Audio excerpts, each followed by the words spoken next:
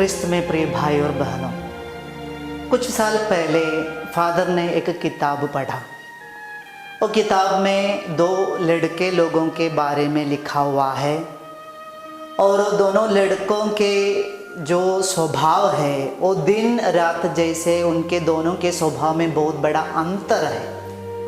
एक लड़का बहुत अच्छा स्वभाव का है, वो दूसरों को बहुत प्यार करते हैं, दूसरों को समझते हैं और समाज में वो एक अच्छा अपना जीवन द्वारा दूसरों को बहुत प्रेरणाएं देते हैं, दूसरों के सामने अच्छा नमूना दिखाते हैं और सब कोई वो लड़के को प्यार करते हैं।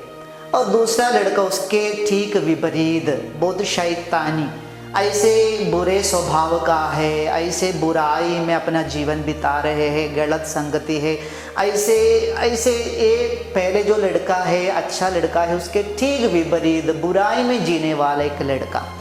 और वो किताब में वो दोनों लड़के के ये स्वभाव का कारण खोज कर एक सफ़र हो रहे हैं, उनके पीछे की कहानी, उनके उसके पहले का पास्ट में जो हुआ है, उनके भूतकाल में जो हुआ है उसके बारे में कुछ पढ़ाई वो किताब में हो रहा है। क्यों ये दोनों लड़के के स्वभाव ऐसे हो गया है, क्यों एक लड़का का स्वभाव बहुत अच्छा है और क्यों दूसरा लड़का का स्वभाव इतना बुरा है, ऐसे का पढ़ाई खोज में जाने वाले का किताब है। और ऐसे खोज कर उसके पास्ट लाइफ, उसके भूतकाल में क्या क्या हुआ है वो खोज कर जैसे एक किताब में सफ़र हो रहा है। हमको देखने को मिलता है उनके जो पेरेंट्स है, उनके माता पिता जब शादी के बाद, जो अच्छा लड़का के माता पिता शादी के बाद अपने वैवाहिक जीवन में प्रवेश करने के पहले या एक विवाह के बाद शारीरिक संबंध में प्रवेश करने के पहले प्रार्थना में समय बिताते थे। प्रार्थना करके अपने बच्चे को पैदा करने के लिए लोग अपने आप को तैयार कर रहे थे और उनके प्रार्थना का जो फल है वही अपने बेटे के अच्छे स्वभाव में परिवर्तित हो गया है। और एक बुरा लड़का जो बुराई में जी रहा है, बहुत शैतानी हरकतें कर रहे हैं, उसके बारे में जब पढ़ाई किए देखे तो उसके माता पिताएं ऐसे उनके विवाह के बाद शारीरिक संबंध में जब वे लोग प्रवेश करते हैं ऐसे नशा के हालत में या अपने शारीरिक वासनाओं को पूरा करने के लिए ऐसे के संबंध बनाए और उसके फलस्वरूप एक बेटा का जन्म हुआ है। प्यारे भाई बहनों, हम देख सकते हैं उनके मम्मी पापा माता पिताएं ऐसे वैवाहिक जीवन में या शारीरिक संबंध बनाते समय उनका जो परिस्थिति, उनका स्टेट ऑफ लाइफ उनके बच्चों के ऊपर बहुत बड़ा प्रभाव डाला है। आज हम तोबिया और सारा के बारे में, उनके परिवार के बारे में मनन चिंतन कर रहे हैं। तोबिया और सारा, हमको मालूम है उनके शादी होने के बाद पहले रात में हम देखते हैं जैसे वे दोनों कमरा में प्रवेश करते हैं, तोबिया सारा से कहता है हम प्रार्थना करें ताकि ईश्वर हम पर दया करे। वहाँ तोबिया बताने वाले एक बहुत सुंदर वचन हम देख सकते। तोबित का ग्रंथ अध्याय 8 पद संख्या 7 में, अब मैं काम वासना के प्रति नहीं बल्कि धर्म के अनुसार इस बहन को मेरे पत्नी के रूप में ग्रहण करता हूँ। मैं मेरे काम वासना के कारण नहीं, उससे प्रेरित होकर नहीं, बल्कि धर्म के अनुसार ये बहन को मेरे पत्नी के रूप में ग्रहण करता हूँ। कितना सुंदर वचन है, हमारे आंखों को खोलने वाले का वचन है।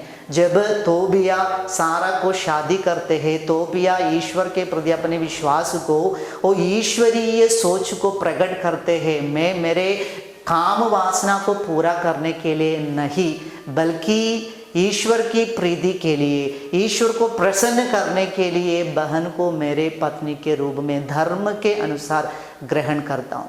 आज की दुनिया में हम देखते हैं लैंगिकता ईश्वर का एक वरदान है। ईश्वर ने वरदान के रूप में प्रत्येक व्यक्ति के जीवन में लैंगिकता को दिया है, लेकिन आज ये लैंगिकता को कुछ लोग केवल अपने वासना को पूरा करने का एक माध्यम समझकर उसकी गलत इस्तेमाल कर रहे हैं। शादी वैवाहिक जीवन में भी कुछ लोग समझ रहे हैं केवल अपने शरीर की वासना है उसकी पूर्ति के लिए ये शारीरिक संबंध बनाना, शारीरिक संबंध में प्रवेश करने वाले अनेक सारे दंपतियों को हम देखते हैं नशा के हालत में ऐसे शारीरिक संबंध बनाने वाले दंपतियां, ऐसे उनके जो शारीरिक वासना है उससे जो पुत्र पुत्री उत्पन्न होता है जरूर उनके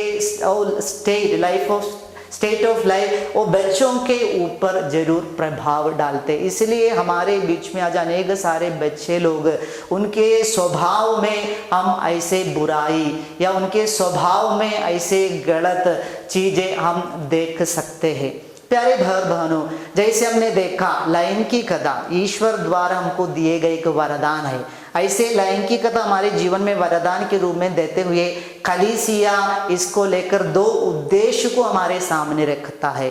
कलीसिया कहता है लैंगिकता का दो उद्देश्य होता है। पहला उद्देश्य क्या है? पति पत्नियों को प्यार में एक बना के रखना, जोड़ के रखना। और दूसरा लक्ष्य ईश्वर के जो सृष्टि कार्य है उसमें हमको एक भागी बनने के लिए, ऐसे बच्चों को पैदा करने के लिए लैंगिकता को वरदान के रूप में हमको दिया है। जब हम ये लैंगिकता को केवल हमारे काम वासना के पूर्ति के लिए इस्तेमाल करेंगे तो ईश्वर की जो योजना है, कलीसिया का जो उद्देश्य है, वो उद्देश्य हमारे परिवारों में पूरा नहीं होता है। इसलिए प्यारे भाई बहनों, आज जैसे तोबिया और सारा हमारे सामने एक नमूना बनकर हमको रास्ता दिखा रहे हैं, हम जानेंगे, हमको स्वीकार करना है कि जब हम वैवाहिक जीवन में प्रवेश करते हैं, जब हम अपने जीवन में परिवार में एक बच्चे को पैदा करने का विचार रखते हैं, तोबी और सारा के समान प्रार्थना द्वारा अच्छे अच्छे बच्चों को इस दुनिया में पैदा करने के लिए कोशिश करेंगे, उसके लिए हम आग्रह करेंगे।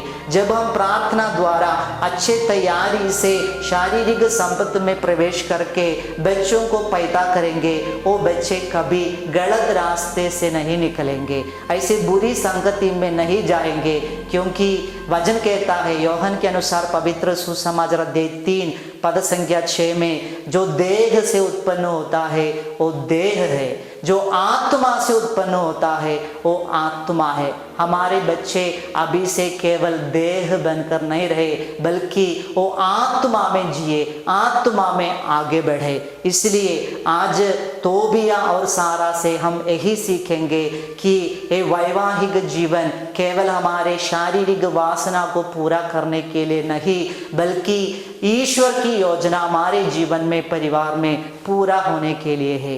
पिता पुत्र और पवित्र आत्मा के नाम पर आमीन।